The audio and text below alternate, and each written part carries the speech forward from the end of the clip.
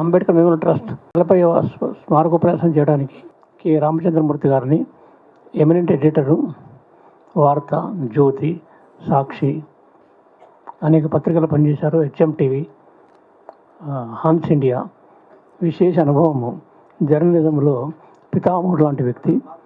ఆయన majority tyranny and minority rights, Ambedkar's perspective అనే అంశంపై డాక్టర్ అంబేద్కర్ 40వ స్మారకోపన్యాసం చేస్తారు. వారిని వేదిక మీదకి సవినయంగా ఆహ్వానిస్తున్నాను.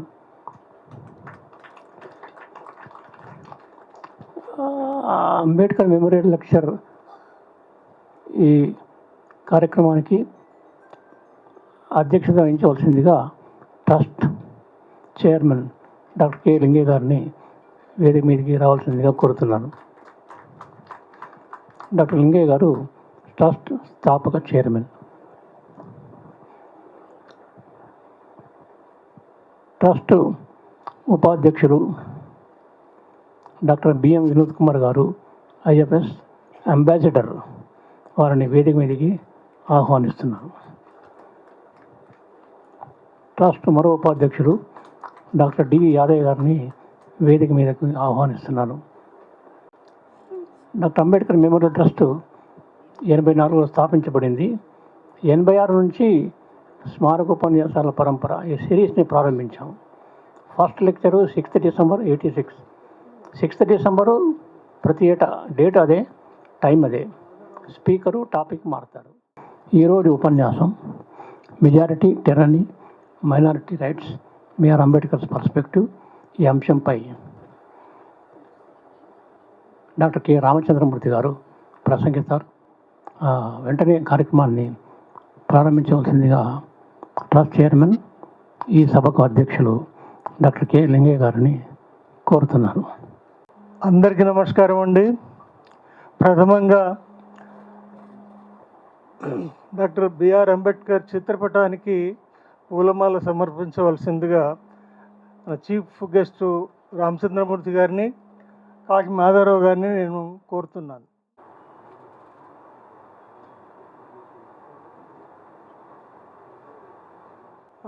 Book release. ఈ బుక్ ఏంటంటే, మన ఈ స్మారకోపన్యాసాలు ఇప్పటి వరకు ఇది 40వ ఉపన్యాసం. ఈ 40 ఉపన్యాసాలలో మొదటి సంచిగా అద్వితీయుడు 1 అని 25 ప్రసంగాలు ముద్రించడం జరిగింది. దానికి కాకి మాధవరావు గారు కొంత ఆర్థిక సాయం చేశారు. ఇప్పుడు 32 ఉపన్యాసాలు ఇందులో సెకండ్ సంచికగా తీసుకురావటం జరిగింది. ఆ 32 ఉపన్యాసాల సంచికను మాధవరావు గారి చేతుల మీదుగా ఆవిష్కరించాలని నేను కోరుతున్నాను.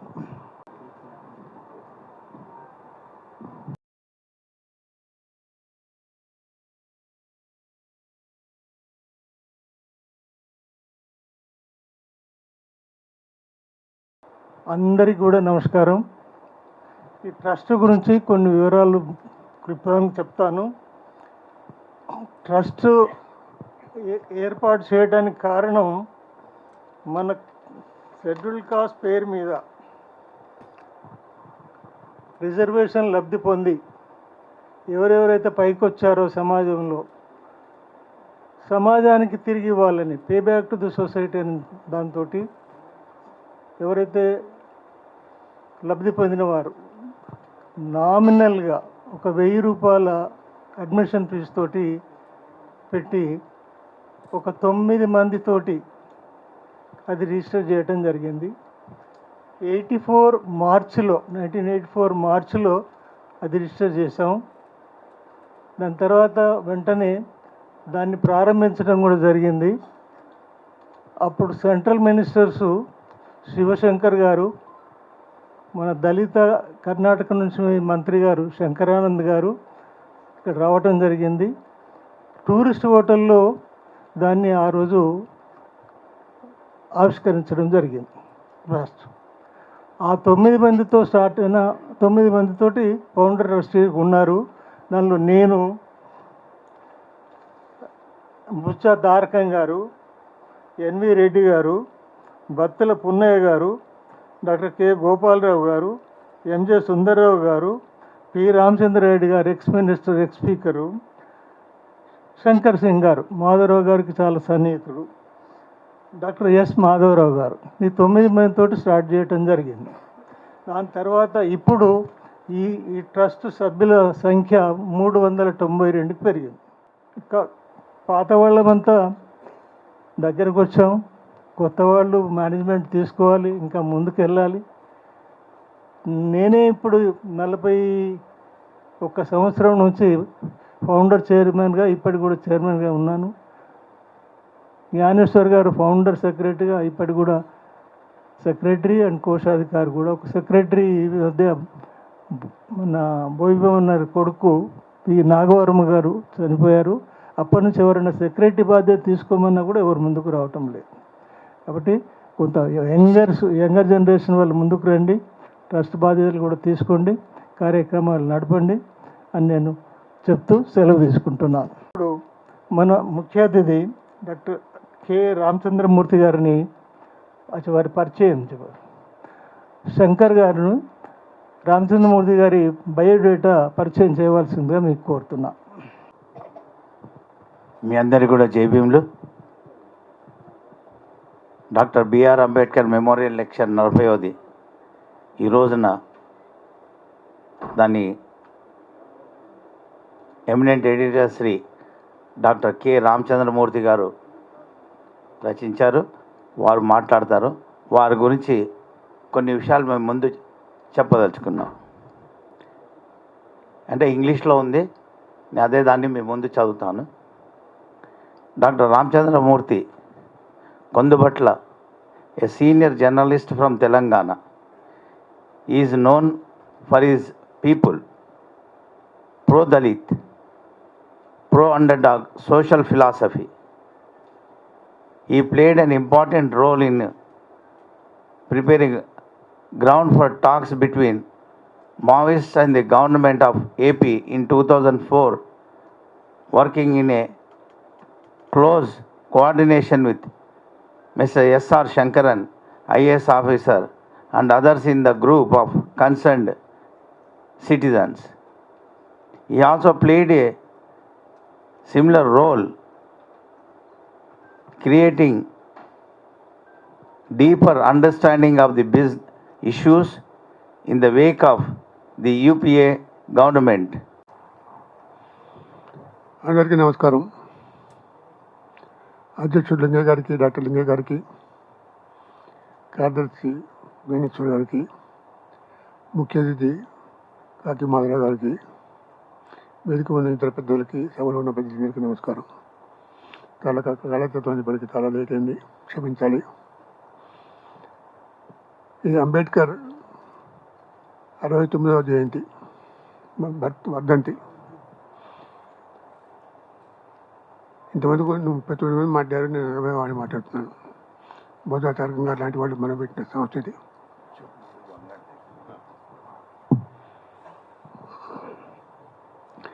నా గొంతు కొద్దిగా పీలుగా ఉంటుంది, దెబ్బతింది. సామాన్యంగా మాట్లాడడానికి ఒప్పుకోను, కానీ అంబేద్కర్ గురించి కాబట్టి మాట్లాడుతున్నాను.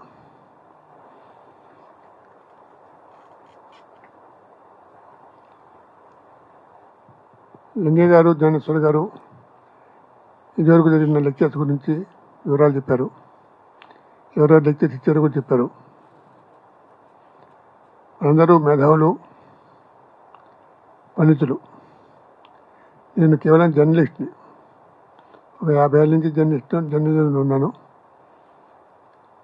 దళితుల కోసం మాధుర గారితో పాటు, ముల్లపల్లి లక్ష్మితో పాటు కలిసి పనిచేస్తున్నాను శక్తి మేరకు. ఎందుకంటే అంబేద్కర్ మీద అధికారం లేదు నాకు. అంబేద్కర్ స్కాలాన్ని కాదు, కానీ అంబేద్కర్ గురించి తెలుసు, అంబేద్కర్ ఆలోచన విధానం తెలుసు. ఒక అంబేద్కర్, ఒక గాంధీ, ఒక నెహ్రూ, ఒక పటేల్, ఈ 4 వ్యక్తులు లేకపోతే భారతదేశం ఇట్లా ఉండేది కాదు.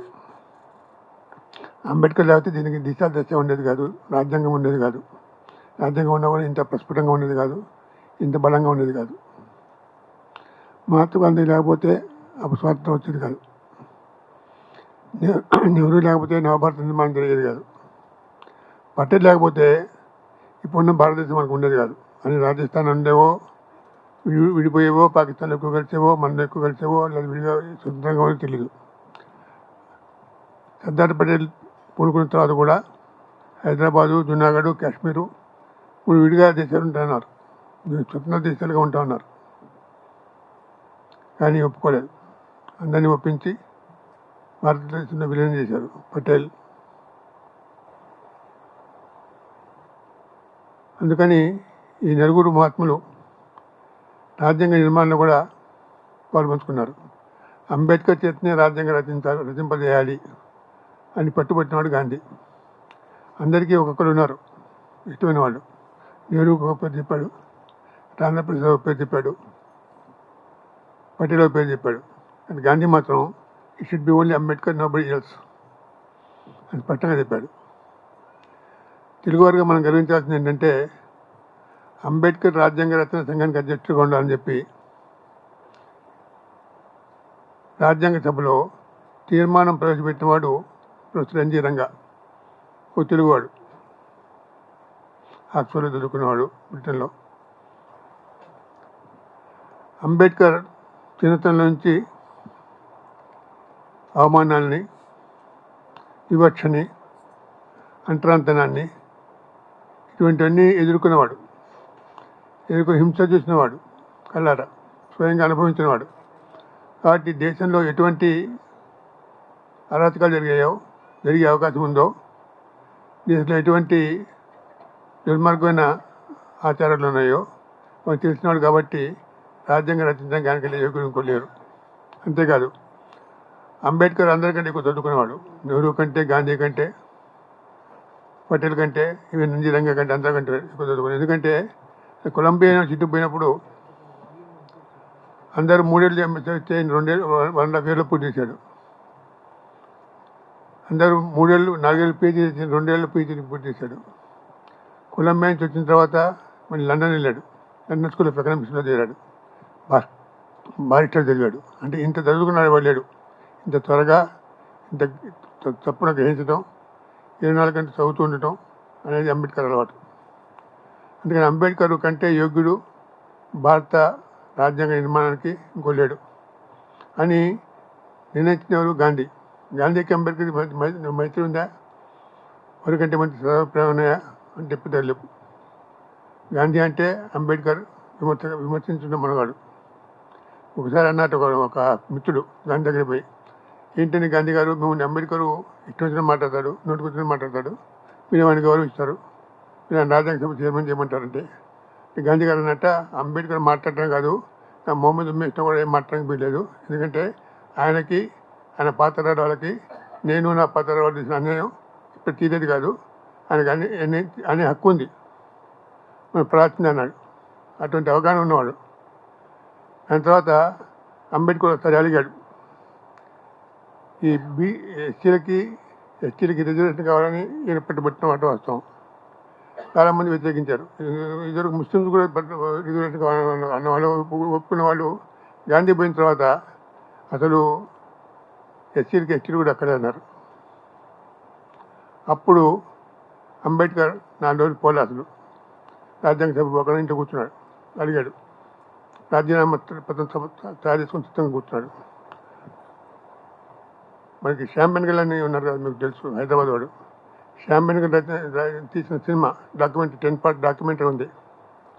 ఆ డాక్యుమెంటరీలో ఒక పార్ట్లో ఒక సీన్ ఉంటుంది, సంవిధానం దాని పేరు, ఆ డాక్యుమెంటరీ పేరు. ఆ సంవిధానం ఒక సీన్ ఏంటంటే, అంబేద్కర్ ఇంటికి సర్దార్ పటేల్ వస్తాడు. సర్దార్ పటేల్ వచ్చి వచ్చే తర్వాత మాట్లాడిన తర్వాత ఏం సంగతి, ఏం రావట్లేదని అడిగాడు. అంటే అంబేద్కర్ నేను రాజీనామా చేస్తానని రాజీనామా పత్రం ఇచ్చాడు సర్దార్ పటేల్కి. సర్దార్ పటేల్ దాన్ని ముక్కలు చేసి చింపేసి, you are working, you are staying back, you are not going anywhere అని చెప్పాడు. దానికి అంబేద్కర్ ఒప్పుకున్నాడు. పటేల్ లాంటి వాడు అంబేద్కర్ ఎప్పుడు పోతానని చుట్లా, నెహ్రూ లాంటి వాడు అంబేద్కర్ పోతే బాగుంది అనుకోవట్లా. అంబేద్కర్ ఉండాలి. అంబేద్కర్ ఉన్నా కూడా ఆయన చెప్పిన చేయకూడదు. ఎందుకంటే ఇటు హిందుత్వవాదుల ఒత్తిడి ఉంది వీళ్ళ మీద, నెహ్రూ మీద, పటేల్ మీద. అట్లాగే క్యాపిటలిస్ట్ ఒత్తిడి ఉంది సోషలిజం అనుకోకూడదని. అంబేద్కర్ ఏంటంటే స్టేట్ సోషలిజం కావాలంటున్నాడు. అంటే వ్యవసాయం కూడా స్టేట్ కంట్రోల్లో జరగాలి, అన్ని పరిశ్రమలు స్టేట్ కంట్రోల్లో ఉండాలి. అంటే ఒప్పుకోట్లా, ఎవరు ఒప్పుకోలేదు, రాజేంద్ర ప్రసాద్ ఒప్పుకోలేదు. అందుకంటే ముందు పటేల్ ఒప్పుకోలేదు, కృప్లాని ఒప్పుకోలేదు. కృప్లాని పటేల్ ఎప్పుడైతే కాదన్నారో అప్పుడు అంబేద్కర్ నెహ్రూ దగ్గరికి, రాజేంద్ర ప్రసాద్ దగ్గరికి వెళ్ళాడు. దీన్ని ఫండమెంటల్ కమిటీలో వాళ్ళు ఉన్నారనమాట. ఫండమెంటల్ రైట్స్ పెట్టండి దీన్ని, స్టేట్ క్యాపిటలిజం, స్టేట్ సోషలిజం కావాలి దీనికి అని. అంటే వాళ్ళు కూడా ఆలోచించి కాదండి, సాధ్యం కాదన్నారు. అప్పుడు ఆబ్జెక్టివ్ రిజల్యూషన్ అని ఒకటి ఉంది, దాన్ని నెహ్రూ మూవ్ చేశాడు. ఆబ్జెక్టివ్ రిజల్యూషన్లో కూడా కనీసం దాంట్లో land should be own by the state అని చెప్పి పెట్టున్నాడు. ఒప్పుకోలే, దాన్ని కూడా వ్యతిరేకించారు వాళ్ళు. అందుకని అంబేద్కర్ నిరాశించాడు, మనం అనుకునేవి జరగట్లేదని. అని అంతేంటంటే రాజ్యాంగం అనేది ఎట్లా పరిపాలించాలో చెప్పడే కాకుండా ఎటువంటి ఆర్థిక విధానాలు ఈ దేశం పాటించాలో, ఎటువంటి ఆర్థిక విధానాలు అవలంబించాలో అది కూడా రాజ్యాంగం చెప్పాలంటాడు. వీళ్ళేమో రాజ్యాంగం చెప్పకలేదు, అది వేరే చూసుకుంటూ ఉంటారు వీళ్ళు. తేడాలున్నాయి. ఆయన అంబేద్కర్ రాజీపడ్డాడు. అంబేద్కర్ ఎంత రాజీపడ్డాడు అంటే మొత్తం రాజ్యాంగ నిర్మాణం అనేది పెద్ద భారం. ఈ కొత్త రాష్ట్రం, కొత్త దేశం ఏర్పడిపోతున్నప్పుడు వీళ్ళు చర్చ మొదలుపెట్టారు. 2.5 years జరిగింది. ఆ చర్చ జరుగుతూనే స్వతంత్రం వచ్చింది. ఆ చర్చ జరుగుతూనే ప్రభుత్వం ఏర్పడింది. నెహ్రూ ప్రైమ్ మినిస్టర్ అయ్యాడు, డిప్యూటీ ప్రైమ్ మినిస్టర్గా వల్లభాయ్ పటేల్ అయ్యాడు, ఇద్దరు మంత్రులు ఏర్పడ్డారు. అయినా కూడా చర్చ జరుగుతుంది. రాజ్యాంగం 49 November 26 దాకా చర్చ జరుగుతూ ఉంది. 49 November 25 నాడు అంబేద్కర్ లాస్ట్ ప్రసంగం చేశాడు.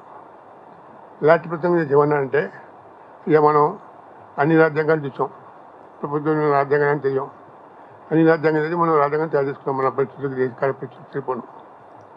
ఈ రాజ్యాంగం గొప్పదే, కానీ ఈ రాజ్యాంగం అమలు చేసేవాళ్ళు దుర్మార్గులైతే, స్వార్థపరులైతే, అసమర్థులైతే ఈ రాజ్యాంగం అసమర్థంగానే దుర్మార్గంగానే ఉంటుంది. ఈ రాజ్యాంగాన్ని అమలు చేసేవాళ్ళు తెలుగుల వాళ్ళైతే, సమర్థులైతే, స్వాతంత్రం లేని వాళ్ళైతే ఈ రాజ్యాంగం చాలా బాగుంటుంది, సత్ఫలితాలు ఇస్తుందని చెప్పాడు. అంటే రాజ్యాంగం అట్ట అనేది ఒక తయారు చేసుకున్నాం, కానీ రాజ్యాంగం మీద అంతా వదిలిపెట్టకూడదు. రాజ్యాంగాన్ని అమలు చేసేవాళ్ళు కూడా జాగ్రత్తగా ఉండాలి, వాళ్ళు మంచిగా ఎన్నుకోవాలని ప్రజలకు సందేశించాడు. అది జరిగింది. అయితే అంబేద్కర్ ప్రతిపాదించిన 7,635 ప్రతిపాదనల్ని రాజ్యాంగ సభ తిరస్కరించింది. అంటే అన్ని ప్రతిపాదన తిరస్కరించిన కూడా ఆయన అసభంగా చెందలేదు, ఆయన వెనకాడలేదు. ఎందుకంటే ఆయన పట్టుదల ఏంటంటే దళితులకు మేలు చేయాలి. దళితులు అంటే మైనార్టీలు, దళితుల మైనార్టీని తడవ చెప్పుకోలే. దళితుల మైనార్టీని నన్ను వాదించాడు.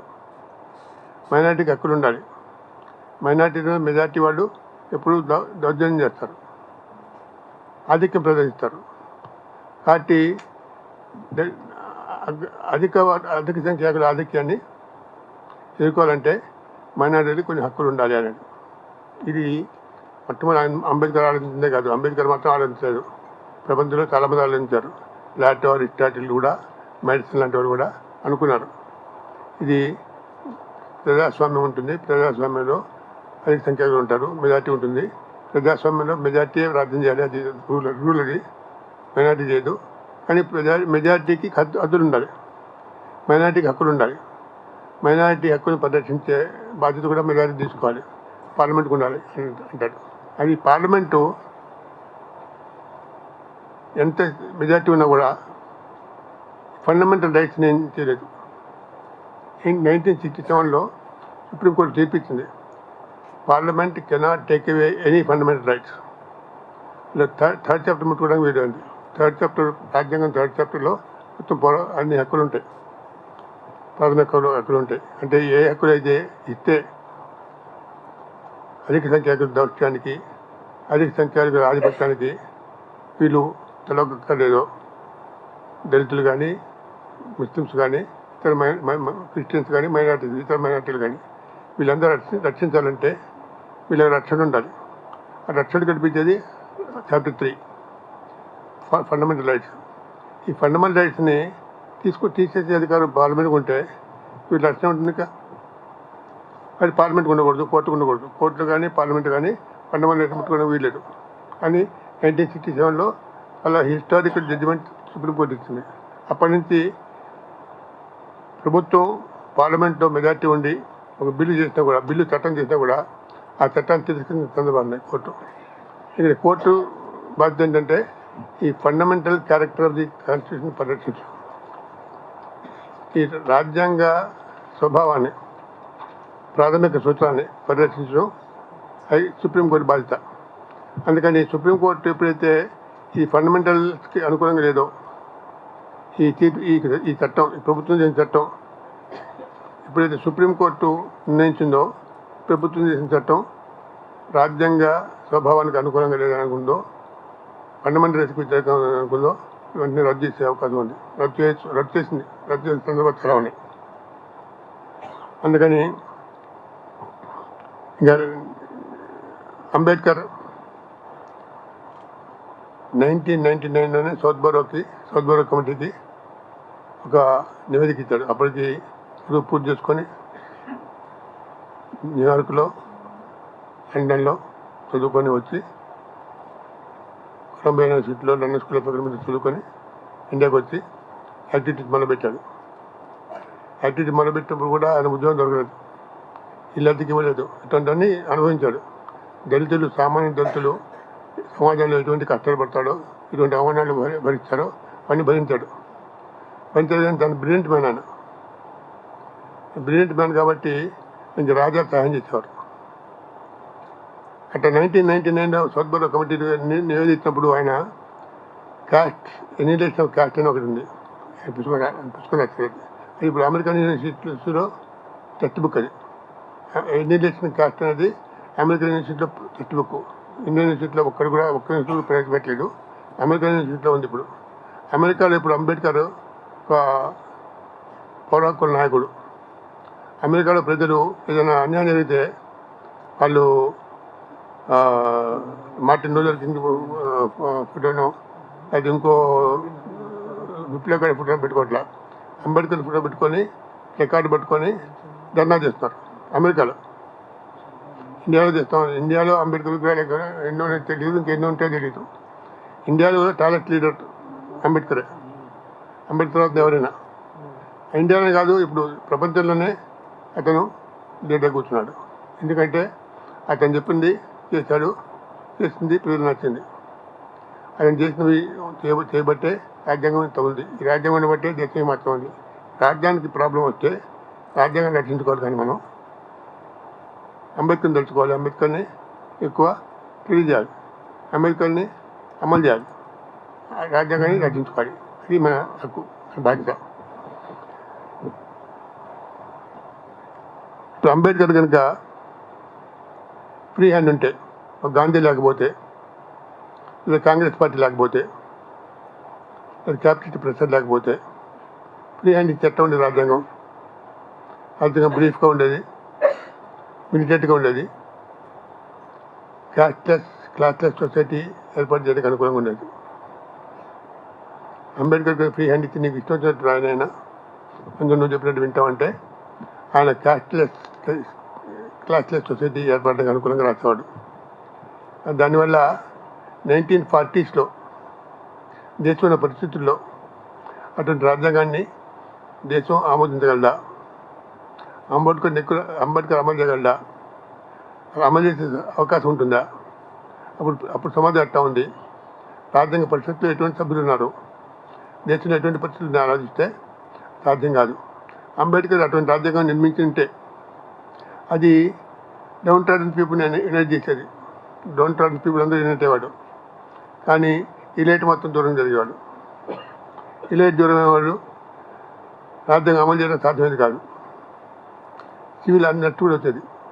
సొసైటీలో అశాంతి కూడా ప్రబలేది. అటువంటి పరిస్థితి అంబేద్కర్ తెలుసు. అందుకనే డానియల్ ఆస్టిన్ అని ఒక American historian, great friend of India, Daniel Austin, ఆయన అంబేద్కర్ బాగా తెలుసు, నెహ్రూ తెలుసు, గాంధీ తెలుసు, అంత ఇండియా మొత్తం తెలుసు ఆయనకి. ఆయన ఏమన్నా అంటే అంబేద్కర్ బహుశా తెలుసు కావచ్చు, 1940s కనుక అంబేద్కర్ రాడికల్ కాన్స్టిట్యూషన్ తయారు చేసి ప్రజల ముందు పెడితే దాన్ని తిరస్కరిస్తానని తెలుసు కావచ్చు, అందుకని ఆయన రాజీపడ్డాడు, అన్ని చోట్ల రాజీపడ్డాడు. కానీ మనస్ఫూర్తిగా పడలేదు, అని పరిస్థితుల ప్రభావం వల్ల రాజీపడ్డాడు. ఎందుకంటే రాజ్యాంగం తేవటం ముఖ్యం, రాజ్యాంగం సమాజానికి ఇవ్వటం ముఖ్యం, రాజ్యాంగం మీద ఆధారపడి ప్రభుత్వం ఏర్పడటం ముఖ్యం, ప్రజాస్వామ్యం రావడం ముఖ్యం ఆయనకి. అందుకని అక్కడికి రాజీపడ్డాడు. ఎక్కడ రాజీపడ్డా కూడా ఒక్క విషయం మాత్రం రాజీపడ్డా. ఆ విషయం ఏంటంటే మైనారిటీ రైట్స్. మెజారిటీ టెర్రరిని తట్టుకోవాలంటే మైనారిటీకి రైట్స్ ఉండాలి. మెజారిటీ టెర్రరీ అంటే ఏంటి? What is majority tyranny? ఇప్పుడు ఒక ఉదాహరణకి యునైటెడ్ ఆంధ్రప్రదేశ్ ఉంది. యునైటెడ్ ఆంధ్రప్రదేశ్లో ఎక్కువ మంది ఎమ్మెల్యేలు ఆంధ్ర ప్రాంతానికి చెందినవాళ్ళు, తక్కువ మంది తెలంగాణ చెందినవాళ్ళు. ఆంధ్ర ప్రాంతానికి అనుకూలమైన చట్టాలు చేస్తే తక్కువ తీయడం చేయలేదు, అది తిరని. అది జరగకుండా తెలంగాణ వాళ్ళకి హక్కులు ఉండాలి, హక్కులు కాపాడే బాధ్యత ఉండాలి. అది అంబేద్కర్ చేసింది. అంబేద్కర్ ఏం చేశాడు?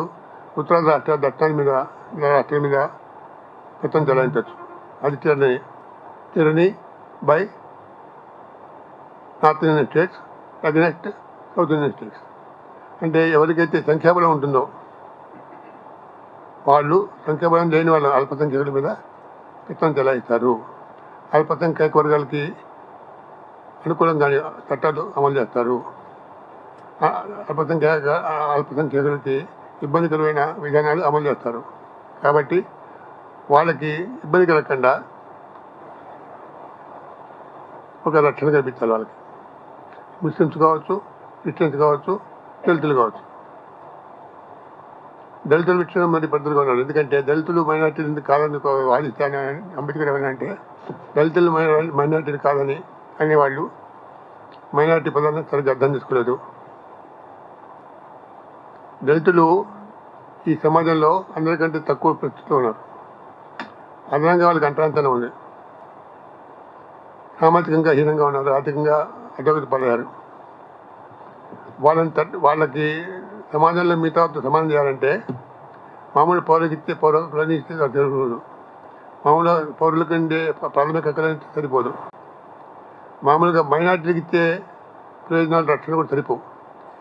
పౌరులకు ఇచ్చే ప్రాథమిక హక్కులు ఇస్తూ, మైనార్టీకి ఇచ్చే రక్షణ ఇస్తూ, అదనంగా వాళ్ళకి రక్షణ కల్పించాలి.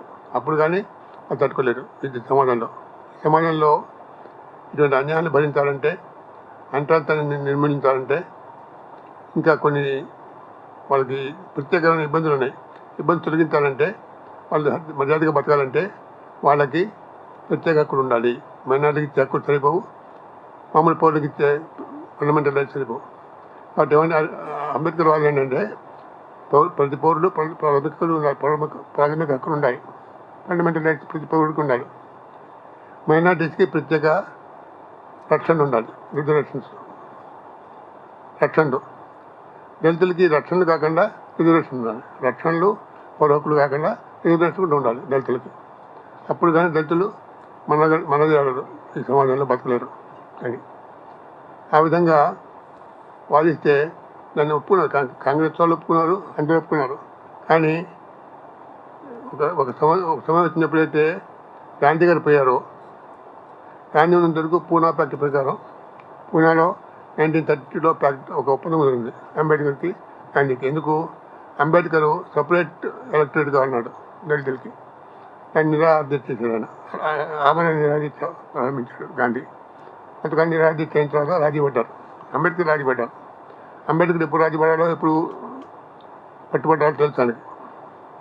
అందుకని ఆయన దేశభక్తుడు, అందుకని స్టేట్స్మన్, అందుకని అంతర్జాతీయ థింకర్. ఎందుకంటే ఎప్పుడు పట్టుబట్టాలి, ఎప్పుడు పట్టు విడాలి అని తెలిసిన వ్యక్తి. పట్టు విడితే ఏం చేశాడు? మీరు చెప్పినట్టు సపరేట్ ఎలక్టరేట్ అడగట్లేదు, కానీ రిజర్వేషన్ ఇమ్మన్నారు. రిజర్వేషన్ ఒప్పుకున్నారు. రిజర్వేషన్ కూడా ఎట్లా ఒప్పుకున్నారు? రిజర్వేషన్ ఇచ్చేటప్పుడు దాంట్లో కొన్ని షరతులు ఉంటాయి. ఆల్రెడీ కొన్ని క్లాసెస్కి రిజర్వేషన్ ఒప్పుకున్నారు. అంటే ఇప్పుడు మొత్తం సీట్లు 100 సీట్లు ఉన్నాయనుకోండి, 100 సీట్లలో 10 సీట్లు కొంతమందికి, 10 సీట్లు కొంతమందికి ఇట్లా తీసేయంగా మిగిలిన రిజర్వేషన్ ఉంటాయి. రిజర్వేషన్ దీంట్లో అన్యాయం జరిగింది. అన్యాయం 2 విధాలు జరిగింది. ఒక విధానం ఏంటంటే మెజారిటీకి మైనార్టీకి మధ్య గొడవలు, అంటే అల్పసంఖ్యాక వర్గాలకి అధిక సంఖ్యాక వర్గాలకి మధ్య గొడవలు. రెండోది ఏంటంటే అల్పసంఖ్యాక వర్గాలనే గొడవలు. అల్పసంఖ్యాక వర్గాల్లోనే రిజర్వేషన్ పంచడంలో కొంతమంది అన్టచబుల్స్కి రాలేదు అసలు, కొంతమందికి అనుకున్న దానికంటే ఎక్కువ వచ్చినాయి. దీన్ని పరిష్కరించడానికి ఆయన ఏమనంటే intelligent formula should be found out to solve this problem అని అంబేద్కర్ అన్నాడు. That formula was never found out, the problem is still there. అందుకే రకరకాల ఉద్యమాలు వస్తున్నాయి, ఇంకా అశాంతి ఉంది. కానీ అంబేద్కర్ కనుక రాజ్యాంగాన్ని నిర్మించకపోతే, అంబేద్కర్ కనుక తనకి ఇష్టం వచ్చిన రాజ్యాంగాన్ని నిర్మిస్తానని పట్టుబడి ఉంటే, తన రాడికల్ రాజ్యాంగాన్ని అమలు చేయాలని ఉంటే దేశం ఇట్లా ఉండేది కాదు. అదేవిధంగా పటేల్ కనుక లేకపోతే ఈ దేశం ఇట్లా ఉండేది కాదు. కాబట్టి మనకి మహాత్మా గాంధీ లేకపోతే అంబేద్కర్ చైర్మన్ అనేవాడు కాదు, స్వాతంత్రం కూడా అప్పుడు కాదు. అది మీ నలుగురు ఇంపార్టెంట్. మనకి రాజేంద్ర ప్రసాద్ కూడా important. Rajendra Prasad was chairman of the రాజ్యాంగ సభకి అధ్యక్షుడు. ఆయన కూడా గొప్పవాడు. అంబేద్కర్ రిపోర్ట్ చివరికి రాజ్యాంగ సభలో ఆయన చేస్తాడు, చైర్మన్కి ఇస్తాడు, బాబు రాజేంద్ర ప్రసాద్కి ఇస్తాడు.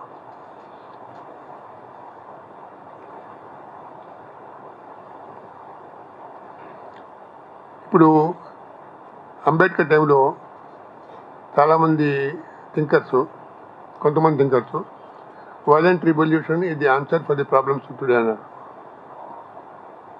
అంటే లెనిన్ లాంటి వాళ్ళు, మిగతా వాళ్ళు కూడా వైలెంట్ రివల్యూషన్ని సమర్థించారు.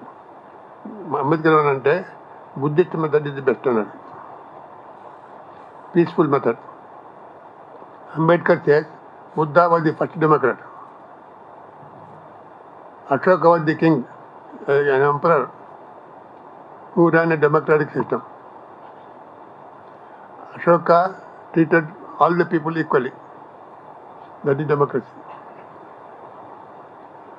వీళ్ళ తర్వాతనే ఇప్పుడు యాక్చువల్గా మనకి 3rd president of America in his inaugural speech talked about democracy. అంతవరకు డెమోక్రసీ గురించి లేదు, మాట్లేదు. కానీ ప్రజాస్వామ్యం అనేది మన భారతీయ తత్వంలో ఉంది. అంటే అన్ని వేదాలన్నీ ఉన్న విషయాన్ని చెప్తాను నేను. మన బీజేపీ నాయకులు కనుక ఇప్పుడు అన్ని పుష్పమానం ఎప్పుడు కనుక్కున్నాం, నువ్వు విమానం ఎప్పుడు కనుక్కున్నాను అది చెప్పట్లే. ఇది నేను చెప్పేది కాదు, అంబేద్కర్ అంది. అంబేద్కర్ ఏమన్నా అంటే Buddha was the first Democrat, Ashoka was the first democratic king who treated everybody equally. Then it was Ambedkar who was inspired by both Western philosophers and Ashoka and Buddha. So మన ఇండియన్ థింకర్స్లో 3rd వస్తాడు Ambedkar. First Ashoka, Buddha, then Ashoka, then Ambedkar.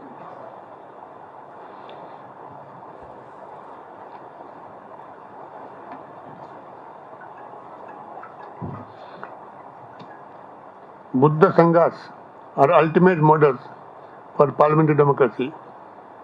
While his contemporary thinkers advocated violent revolution, Ambedkar offered a peaceful Buddhist solution. దాని తర్వాత all India scheduled cost federation తరఫున రాజ్యాంగ సభకి ఒక memorandum submit చేస్తారు. ఎందుకంటే స్టేట్స్ అనేది ఒక ఇష్యూ ఉంది. మన ఫెడరల్ సిస్టమ్ అనుకుంటున్నాం, అంటే రాష్ట్రాలు ఉంటాయి, కేంద్రం ఉంటుంది. దాని తర్వాత మెజారిటీ టెరిటరీ ఉంది, అదొక సమస్య. రాజ్యాంగ సభ ముందు 2 సమస్యలు ఉన్నాయి. ఒకటి మెజారిటీ టెరిటరీ, 2 స్టేట్స్. ఈ స్టేట్స్ గురించి అంబేద్కర్ బాగా తెలుసు, క్షుణ్ణంగా తెలుసు. ఆ స్టేట్ సిస్టమ్ పరిష్కరించే ఒక కమిటీ ఉంటుంది, ఆ కమిటీలో నన్ను వేస్తారు కదా అనుకున్నాడు ఆయన. కానీ రాజ్యాంగ సభ అంబేద్కర్ ఆ స్టేట్ కమిటీని నిర్మించలేదు. కానీ ఆయన ఏమనుకుంటున్నానంటే నియమించబోయారు, నేనేమనుకుంటున్నాను అది కాగితం మీద పెట్టాలి, వాళ్ళకి ఇవ్వాలి. ఆ కాగితం మీద పెట్టే క్రమంలో అది మైనారిటీస్ అండ్ స్టేట్స్, మైనారిటీస్ గురించి ఆయన స్పష్టంగా రాశాడు. మైనారిటీకి ఎటువంటి హక్కులు ఉండాలి, మైనారిటీ రైట్స్ ఏంటి, స్టేట్స్ అండ్ మైనారిటీ అని ఒక వినతి పత్రం తయారు చేశాడు. 54 పేజీలు, 64 పేజీల వినతి పత్రం. అది ఆయన ప్రిఫరెన్స్ కలిపి 64 పేజీలు ఉంటుంది. అది 64 పేజీల వినతి పత్రంలో ఏం రాశాడంటే మైనారిటీ రైట్స్ ఎట్లా ఉండాలి, మైనారిటీ అరగెన్స్ తీరని ఎట్లా ఉంటుంది, ఎదుర్కోవాలంటే మైనారిటీకి ఎటువంటి రక్షణ కల్పించాలి, మైనారిటీస్ అంటే ఎవరు, దళితులు ఎట్లా మైనారిటీస్ అవుతారు, ఇవన్నీ వాదిస్తూ క్రమంగా రాసుకొచ్చారు. 64 పేజీలు రాశారు. అది తీసుకుపోయి రాజ్యాంగ సభకి ఇచ్చారు. రాజ్యాంగ సభ వాళ్ళు ఫండమెంటల్ రైట్స్ కమిటీకి ఇచ్చారు. అక్కడ వాళ్ళు స్టడీ చేశారు. దాన్ని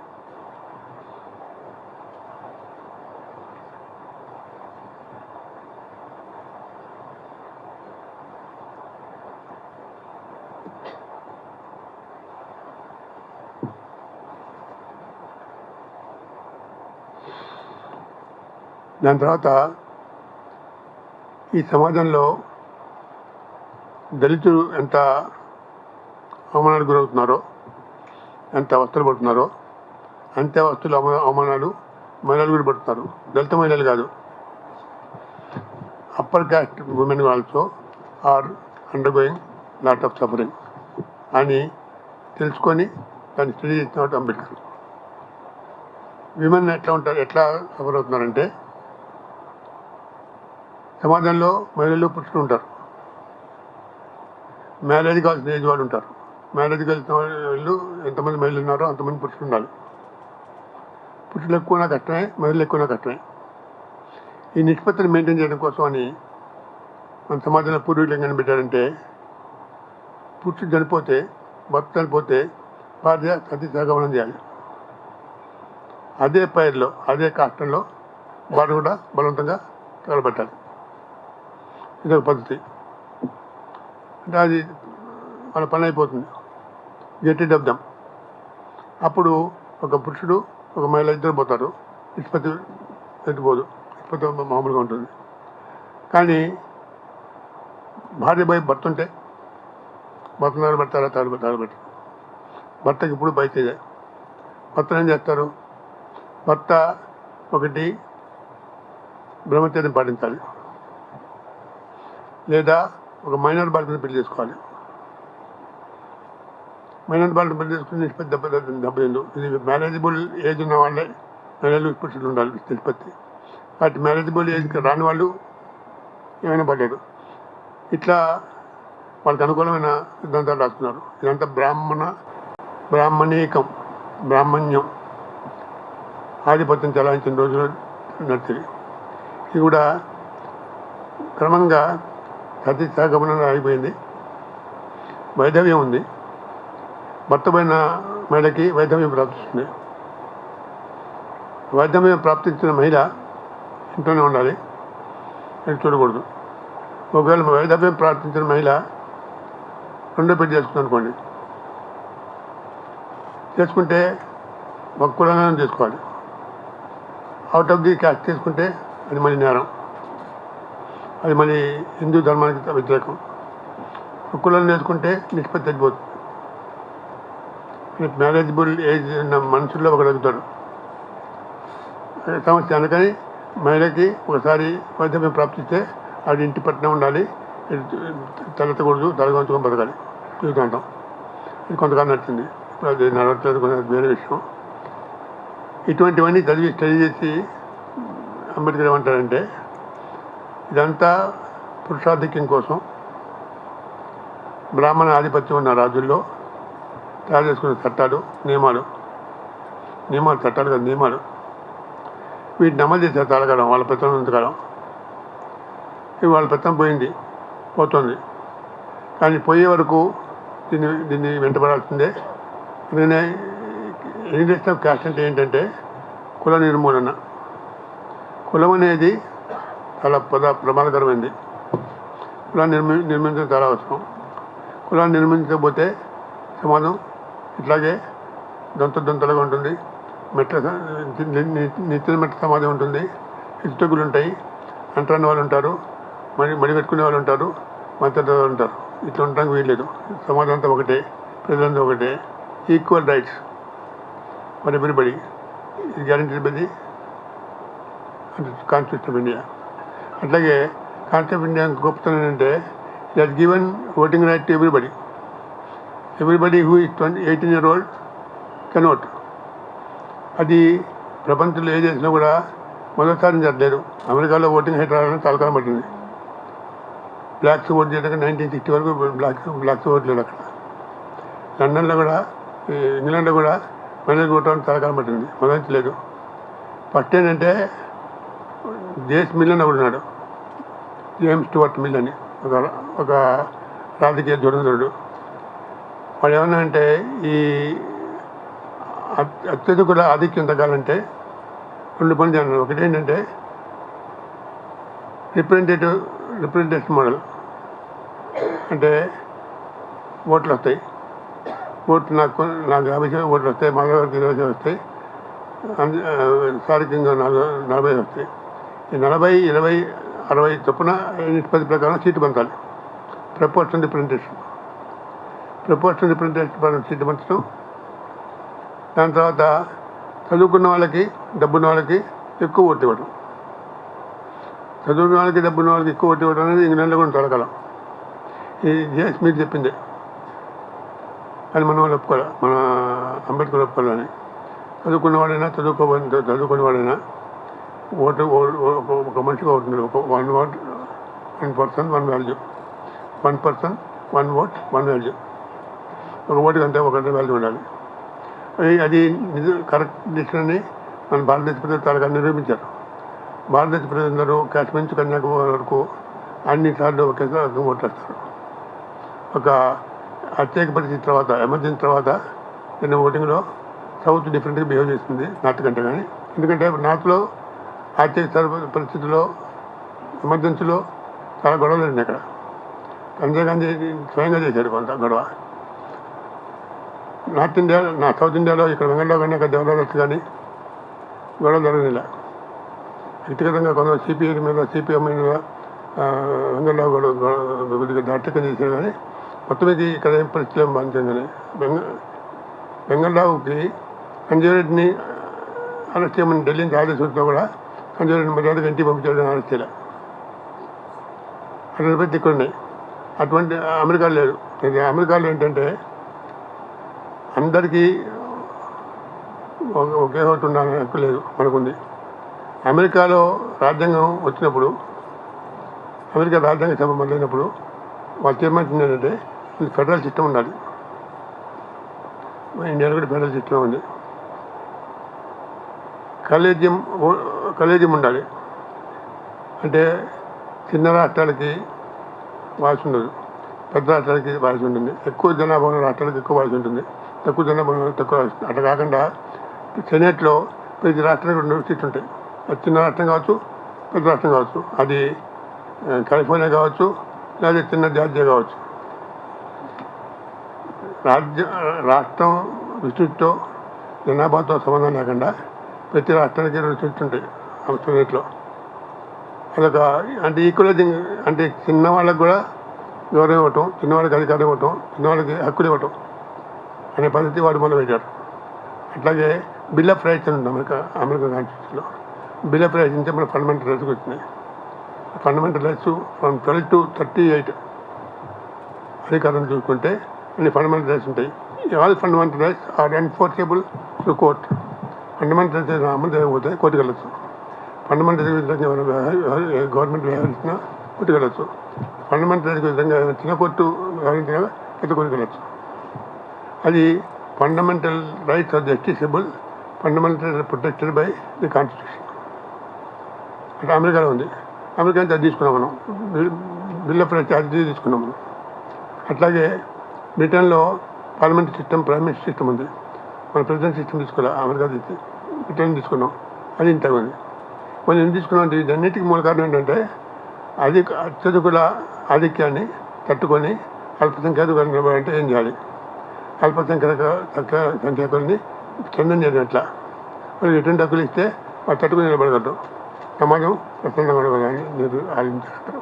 నేను మొత్తం ప్లాటన్ నుంచి, అరిస్టాటిల్ నుంచి, జేమ్స్ స్టూవర్ట్ మిల్ నుంచి, మ్యాడిసన్ నుంచి అందరూ కూడా అది ఆలోచించారు.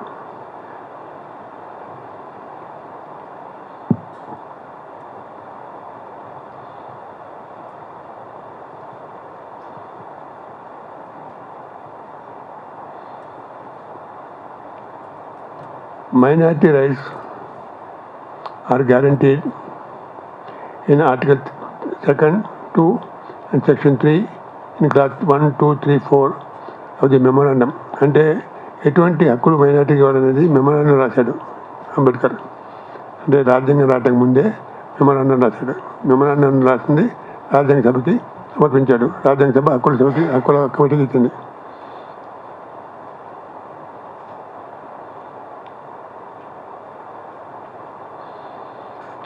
There are 6 fundamental rights. One is right to equality. అందరి సమానం, చట్టం ముందు అందరూ సమానమే. రైట్ టు ఫ్రీడమ్, అందరికీ స్వేచ్ఛ స్వతంత్రాలు ఉంటాయి. 3, రైట్ అగైనెస్ట్ ఎక్స్ప్లాయిటేషన్, ఎవరిని పీడన్ని వ్యతిరేకించవచ్చు, ఎవరిని ఎవరు పీడించకూడదు. Right to conserve culture, language, script, establishing education institutions ఎవరైనా పెట్టచ్చు. ముఖ్యంగా మైనారిటీ వాళ్ళు ఎడ్యుకేషన్ నుంచి పెట్టుకోవచ్చు. నాకు కొంచెం ప్రత్యేక, అది ఫండమెంటల్ రైట్.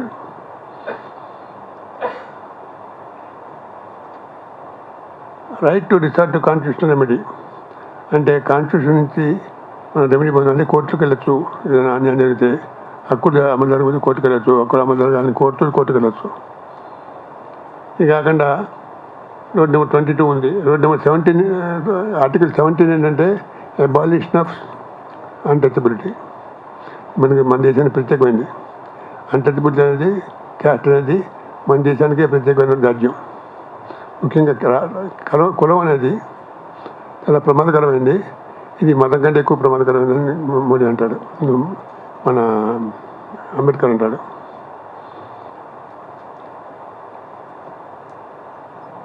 ఇట్లా అంబేద్కర్ చెప్పినట్టు ఈ బిల్ ఆఫ్ రైట్స్ని తీసుకున్నాం కాబట్టి, ఫండమెంటల్ రైట్స్ని ఏర్పాటు చేస్తున్నాం కాబట్టి, కొన్ని ప్రివిలేజ్ ఇచ్చాం కాబట్టి మైనారిటీస్కి హక్కులు ఉన్నాయి.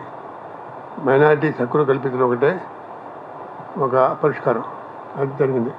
అయితే ఇప్పుడు మన దేశంలోనూ, అమెరికాలోనూ, లేదా పోలాండ్లోనూ, హంగరీలోనూ ఏం జరుగుతుందంటే rightist parties are coming to power. Rightist parties are doing havoc.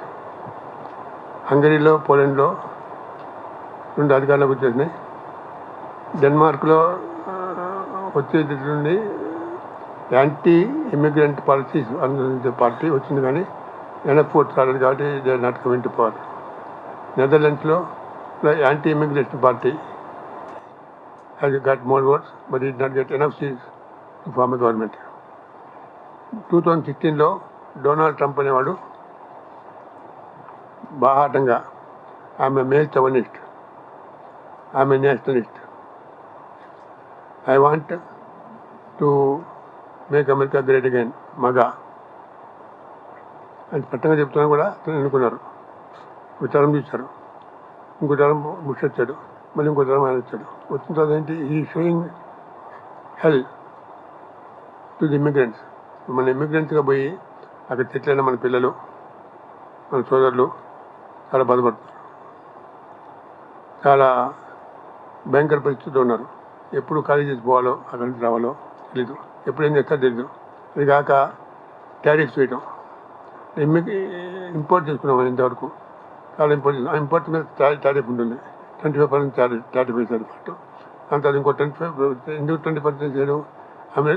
రష్యాని తయారు కొంటాం కాబట్టి, రష్యాని తయారు కొంటే 20% టారిఫ్ వేస్తా ఉన్నాడు. మనం లెక్క చేయలేదు, అయితే ఇంపోర్ట్ చేసుకున్నాం, 25% వేసాడు, తగ్గాం, కంప్లీట్గా బంద్ చేసాం. ఇప్పుడు రష్యా నుంచి మన 4 గంటల. అమెరికా చెప్పినట్టు చేయాలి. అమెరికా ఆర్థిక నిర్ణయాలు కూడా తను ఇట్లా టారిఫ్తో ప్రభావితం చేస్తున్నాడు. కాబట్టి అటువంటి వాతావరణం మన దేశంలో కూడా ఉంది. మన దేశంలో కూడా ముస్లిమ్స్ వ్యతిరేకంగా మాట్లాడడం ఫ్యాషన్ అయిపోయింది. ఒక ఆగస్టు 10th ఢిల్లీలో ఈ సంవత్సరం ఢిల్లీలో పార్లమెంట్ కొత్త దూరంలో హిందుస్థాన్ మే రహనా హైతో జై శ్రీరామ్ कहना है హిందుస్థాన్ మే రహనా హైతో జై శ్రీరామ్ कहना है అంటే హిందుస్థాన్లో ఉండాలంటే జై శ్రీరామ్ అనాలని. అది పెద్ద నినాదం, పెద్ద ఊరేగింపు. కేంద్ర మంత్రులు కూడా ఇటువంటి సమర్థించేవాళ్ళు ఉన్నారు. ఇప్పుడు కొంతమంది ఇట్లాంటి నినాదించి కోర్టుకు పోయి జైలుకు పోయి విడుదల వచ్చిన తర్వాత వాళ్ళు దండాలు వేయడం, సన్మానం చేయడం చేస్తున్నారు కేంద్ర మంత్రులు. కేంద్ర మంత్రుల్ని హెచ్చరించిన బాగా దాఖలా కానీ మనం చర్య తీసుకున్న దాఖలా కానీ లేదు. ప్రైమ్ మినిస్టర్ హింసెల్ఫ్ చేసి చేసిద్దాం. మతం గురించి మాట్లాడకూడదని నెహ్రూ ఎంత గట్టిగా చెప్పాడో, ఇందిరాగాంధీ ఎంత గట్టిగా చెప్పాడో తెలుస్తుంది అది. అది ఇప్పుడు మతం గురించి మాట్లాడటం ప్రైమ్ మినిస్టర్ చేస్తున్నాడు. ఇంకోటి,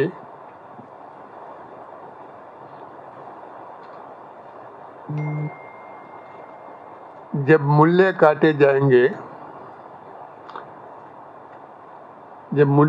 जाएंगे राम राम चिल्लाएंगे. ముల్లి అంటే ముస్లిమాన్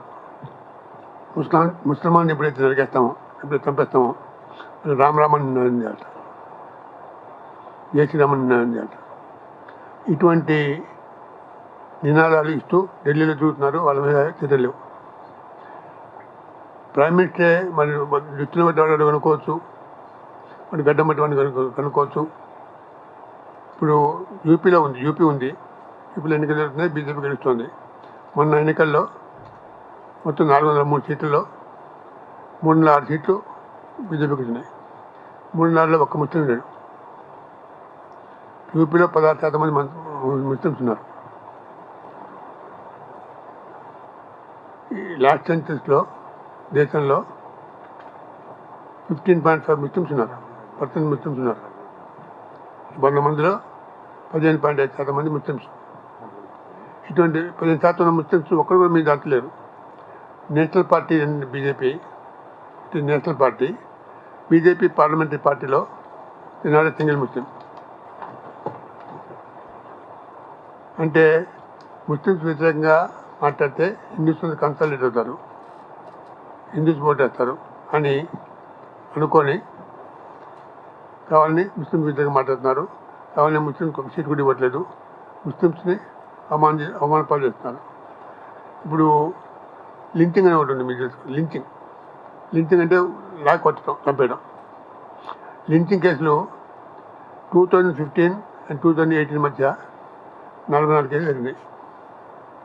44 కేసుల్లో ఎక్కువ మంది పోయిన వాళ్ళు Muslims, followed by Dalits. Dalits also are being lynched, Dalits also are being killed, but mostly it is Muslims. And the perpetrators of the crime are invariably Hindus. No action is taken. All the cases are pending. A case కూడా పరిష్కారం కాలేదు. న్యాయం చేసిన వాడికి ఇష్టపడలేదు. మనకి భారతదేశం స్వతంత్రం వచ్చినప్పటి నుంచి కూడా స్వతంత్రం వచ్చినప్పుడే పథకాలు జరిగినాయి. కానీ రైలు పోతే రైల్లో మొత్తం పోయిన వాళ్ళని సవాలు చేశారు. అక్కడికి పాకిస్తాన్ వచ్చేవాళ్ళు, దారిలో చాలా మంది చచ్చిపోయారు. 10 మంది బయలుదేరితే 2-3 వచ్చేవాళ్ళు.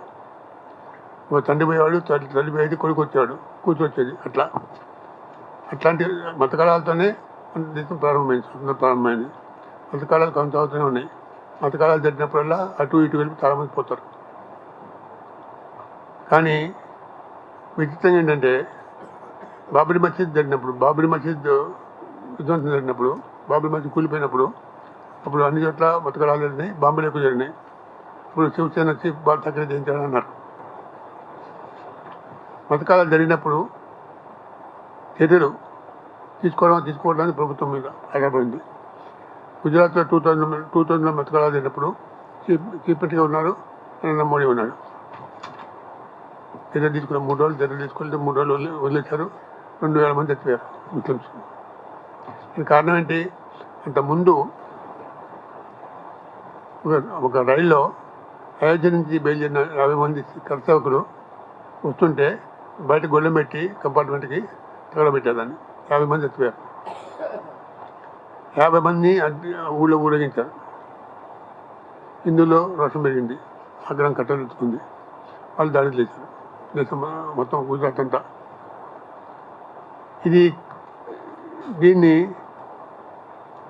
ఈ విషయంలో అమిత్ షా వచ్చాడు, కొంతమంది జైల్లో ఉన్నాడు 2-3 నెలలు.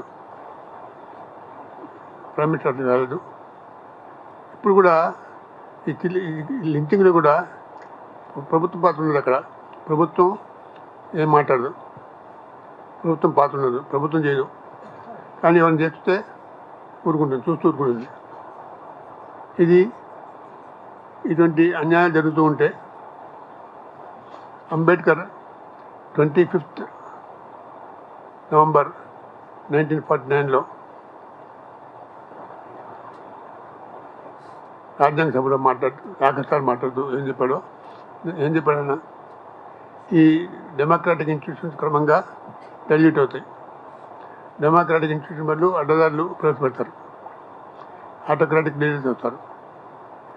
లీడర్స్ ఇంపార్టెన్స్ పెరుగుతుంది, ఇన్స్టిట్యూషన్ ఇంపార్టెన్స్ తగ్గుతుంది. అప్పుడు దేశానికి ప్రమాదం జరుగుతుంది, రాజ్యాంగం పోతుంది, ప్రజాస్వామ్యం పోతుంది, ఏముండదు అని హెచ్చరించాడు. అయితే నిజమైన పరిస్థితులు వచ్చినాయి. మనం ఏం చేయాలి ఇప్పుడు ప్రజలు, భారతదేశ ప్రజలు ఏం చేయాలి? ఒకవైపు రాజ్యాంగం డైల్యూట్ అవుతుంది. భారతదేశ ప్రజలే కాదు, అమెరికా ప్రజలు ఏం చేయాలి? పోలాండ్ ప్రజలు, హంగరీ ప్రజలు ఏం చేయాలి? నెదర్లాండ్స్ ప్రజలు ఏం చేయాలి? ప్రపంచంలో పెరుగుతున్న ఉన్మాదాన్ని ఏం చేయాలి? మతోన్మాదాన్ని ఏం చేయాలి? అమెరికా కూడా మతాన్వాదం ఉంది. Sexist people are ruling the country in America. అక్కడ ఏం చేయాలి? అక్కడ కూడా సమస్య ఉంది. మన సమస్య ఏంటంటే ఇది link to religion, and they are part of us. They are living with us. We cannot drive them out, and we cannot live with them. That's the problem. ఈ ప్రాబ్లం వస్తుందని చెప్పే అంబేద్కర్ లాంటి వాళ్ళు, జవహర్లాల్ లాంటి వాళ్ళు మొదటి నుంచి కూడా ఆర్ఎస్ఎస్ని దూరంగా పెట్టారు. ఆర్ఎస్ఎస్ని బ్యాన్ చేయమని చేసింది సర్దార్ పటేల్. ఎవరినైతే సర్దార్ పటేల్ గొప్ప నాయకులను ఆర్ఎస్ఎస్ చెప్పుకుంటున్నారో, బీజేపీ చెప్పుకుంటుందో, ఆ సర్దార్ పటేలే గాంధీ హత్య తర్వాత ఆర్ఎస్ఎస్ని బ్యాన్ చేశాడు. కాబట్టి మనం ఇప్పుడు చేయాల్సింది ఏంటంటే, ప్రజాస్వామ్యాన్ని రక్షించుకోవాలంటే అంబేద్కర్ని అధ్యయనం చేయాలి, అంబేద్కర్ని అప్లై చేయాలి. With great application and dedication we should study Ambedkar, try to protect the constitution, and discourage the rightist tendencies in the society, and protect minorities. Minorities protect చేయాలంటే all the rights that are given to minority by Ambedkar should be implemented, and majority should be controlled. Majority hegemony should be controlled. Majority tyranny should be controlled. That is possible only when people are empowered, people are in know of things, people are in control of the things. It will happen only when the constitution is alive. The constitution is very important. I think I'll stop with this. Jai Bhim and Jai Hind. Ramachandramurthy గారు majority అంటే అధిక సంఖ్యాకుల ఆధిపత్యం, అల్పసంఖ్యాకుల యొక్క హక్కుల గురించి చాలా చక్కగా చెప్పారు. వారి ఉపన్యాసం కూడా ప్రింటౌట్ తీసుకొచ్చారు. ఈ బుక్ లాగా మళ్ళీ ఒక బుక్ వస్తుంది, ఇంకా కొన్ని ఉపన్యాసాలు వచ్చేటివి ఉన్నాయి, అవి రాలేదు. ఒక 5, ఆ 5తో పాటు ఇది కూడా కలిపి ఇంకొక బుక్ వస్తుంది, అవి కూడా సర్క్యులేషన్లో ఉంటుంది. మీకు ధన్యవాదాలు రామచంద్రమూర్తి గారు. ఇప్పుడు మాధవరావు గారు వారి సందేశం ఇవ్వవలసిందిగా కోరుతున్నాను. నమస్కారం. ఒక థీసిస్ లాగా తయారు చేసి అంబేద్కర్ గారి గురించి, రాజ్యాన్ని గురించి, రాజ్యాంగాన్ని గురించి, దళితుల హక్కుల గురించి, స్త్రీల హక్కుల గురించి చక్కని ఉపన్యాసం ఇచ్చారు రామచంద్రమూర్తి గారు. త్రోట్ ప్రాబ్లం ఉన్నా కూడా ఆయన కష్టపడుతూ మనకి చక్కని ఉపన్యాసాన్ని ఇచ్చారు. అది it's a kind of thesis. Personally I been working with him. ఆయనే చెప్పారు, సప్లాన్లో ఆయన పాత్ర చాలా గొప్ప పాత్ర. నేను లక్ష్మయ్య గారు, మల్లేపల్లి లక్ష్మయ్య గారితో పాటు ఆయన, మేము ఎక్కడికి వెళ్ళినా అక్కడికి వచ్చేవారు. నార్మల్గా మళ్ళీ ఈ మీటింగ్ ఉందనుకోండి, దీని గురించి రేపు ఏ పేపర్లో రాదు, వచ్చినా ఎక్కడో మూలంతో వస్తుంది. సప్లాన్ జరుగుతున్నప్పుడు ఆయన జర్నలిజంలో యాక్టివ్గా ఉన్నారు. అప్పుడు ఎడిటర్స్ మీటింగ్ పెట్టి మన ప్రపోజల్ని డిస్కస్ చేయించగలిగారు వాళ్ళు. నార్మల్గా వాళ్ళు ఎవరో చిన్న కరెస్పాండెంట్ని పంపిస్తుంటారు, బట్ ఇక్కడ ఎడిటర్స్ మీటింగ్ కూడా పెట్టారు. ఇదంతా థ్యాంక్స్ టు మిస్ రామచంద్రమూర్తి.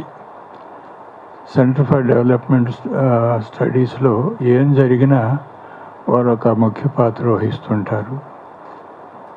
ఇక్కడ స్టేట్ లెవెల్లో సప్లాన్ వచ్చిన తర్వాత ఢిల్లీలో కూడా ఆల్ ఇండియా లెవెల్లో ఒక సప్లాన్ చట్టం తేవాలని ఒక ఎఫర్ట్ చేశాము.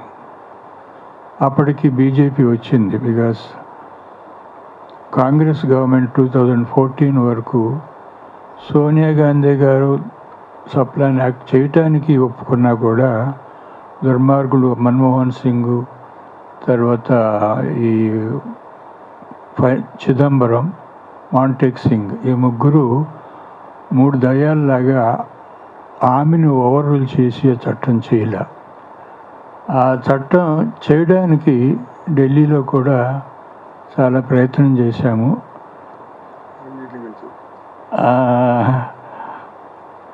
దానికి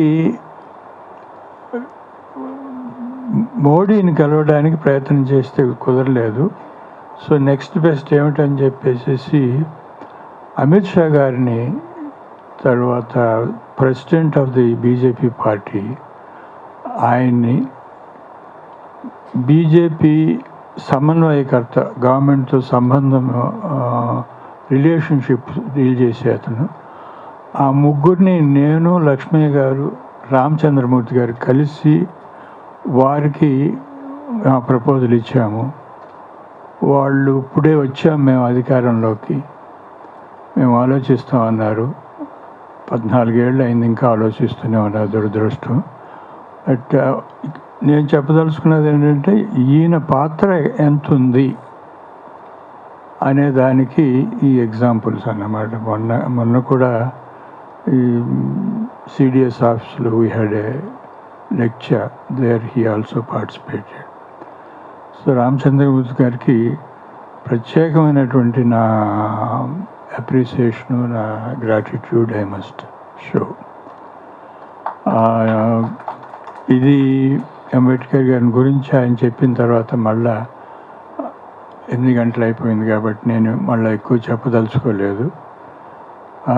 ఈ లెక్చర్స్ వాటిలో నేను 2018లో pay back to the society అనే అంశం మీద ఈ 33 ఇప్పటికైంది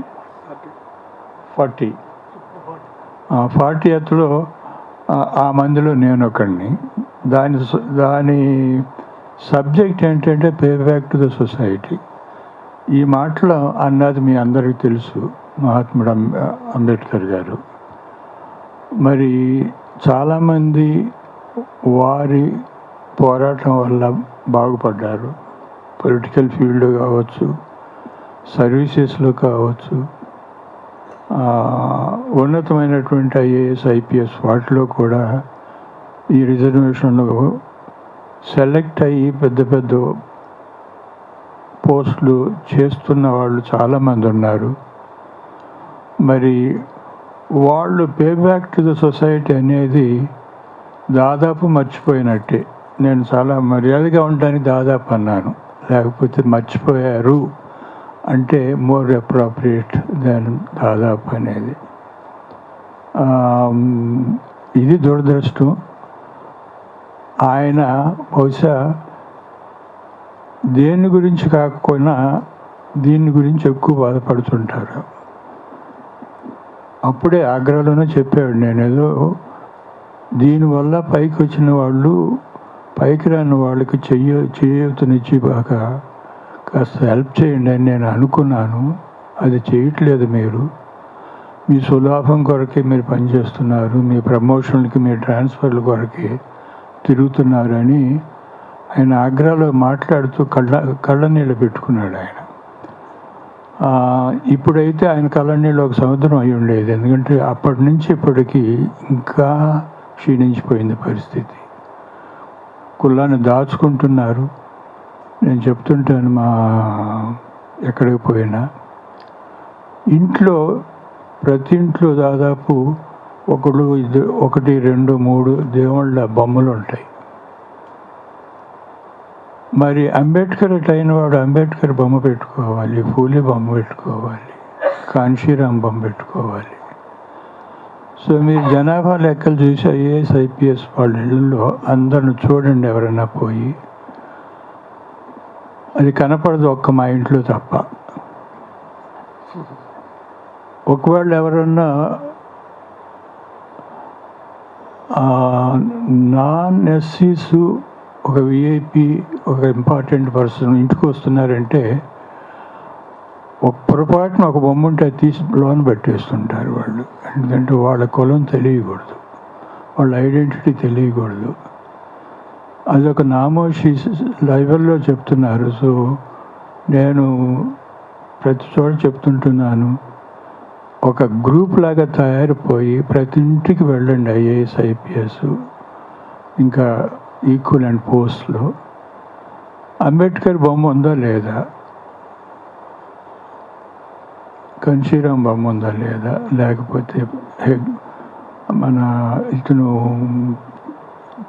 ఫూలే ఆ బొమ్మ లేకపోతే ఒక వార్నింగ్ ఇవ్వండి, 2 నెలల్లో మళ్ళీ తిరిగి వస్తాం మేము, ఒకవేళ అప్పటికి ఇది పెట్టకపోతే మీ సంగతి చూస్తాము అని జుట్టు పట్టుకుని వాళ్ళని బెదిరించరండి అని.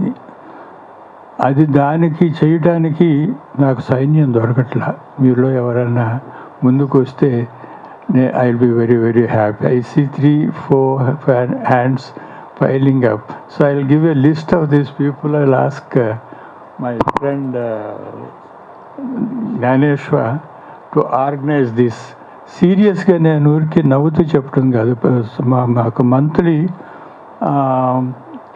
మీటింగ్స్ పెట్టుకుంటాం సెంట్రల్ ఆఫీసర్స్ ఫోరంలో. ఇదే ఎక్కువ ఎక్కడికి పోయినా మాట్లాడేది ఇదే. పే బ్యాక్ టు సొసైటీ అనేది రెండోది. మనలో చాలామంది క్రిస్టియానిటీకి మారిపోయారు. ఆ క్రిస్టియానిటీలో దశకం అని ఒక ఉంది. సో దానిలో వాళ్ళకు వచ్చే జీతంలో ప్రతి నెల 10% తీసుకుపోయి చర్చిలో ఇస్తారు. మాకు 10% అక్కర్లేదు అంబేద్కర్ నిధికి. ఉన్న దానిలో ప్రతి నెల కాకపోయినా ఏడాదికి ఒకసారి ఇస్తే ఎంత బాగుంటుందో ఆలోచించండి. ఇప్పుడు చెప్పారు కదా వాళ్ళు ఎంతమంది కొంతమంది 30 లక్షలు ఇచ్చారని, పుస్తకాలకి ఏదో నేను మా ఫ్రెండ్తో ఇప్పించానని చెప్పేసి. Now this pay back to the society and remembering the service of Ambedkar is one thing which I will limit to, and I will encourage these people to continue to organize this lecture. Already done that. I will give you some names for the next year. You are doing once a year, kada? Once in a year, yeah. So we'll keep this kind of exercise going on. ముసలి వాళ్ళు పోయినా కొత్త వాళ్ళు వస్తారు. ఆయన అన్నారు కదా, చాలామంది ఫౌండర్ మెంబర్స్ లేరని చెప్పేసి, but new members should be enrolled and we should carry on the message of Ambedkar, which Mr. Tarakam has practiced in his life. And his wife has also done that by writing books and being with him all the time. Many more should come. And the people who hide their caste, who refuse to do the payback thing, they should be our target. It's not the RSS. To me, RSS is not the target. It is these ungrateful people who are our target. So I suppose you have by now learned how serious I am, and with this request, I would like to close my observations. Next, thank you. Sir కాబట్టి ఒక్కరే ఉపన్యాసకులు ఉంటారు, వేరే వాళ్ళు ఎవరు మాట్లాడటానికి వీల్లేదు. తదుపరి కార్యక్రమం మన ముఖ్య అతిథి రామచంద్రమూర్తి గారికి చిన్న సన్మానం ఉంటుంది.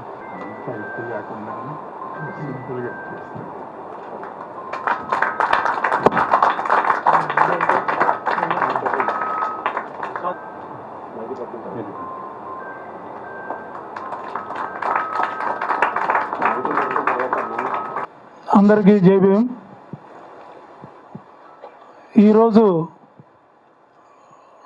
బాబాసాహెబ్ డాక్టర్ బిఆర్ అంబేద్కర్ 40వ స్మారక ఉపన్యాసానికి కార్యక్రమాన్ని అధ్యక్షత వహించి నడిపించిన doctor Lingaiah garu, trust chairman గారు, ఈరోజు